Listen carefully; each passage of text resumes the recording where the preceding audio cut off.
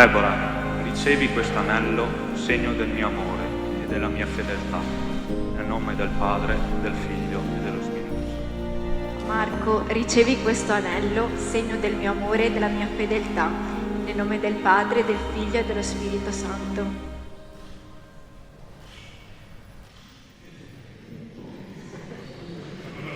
È andato, un applauso!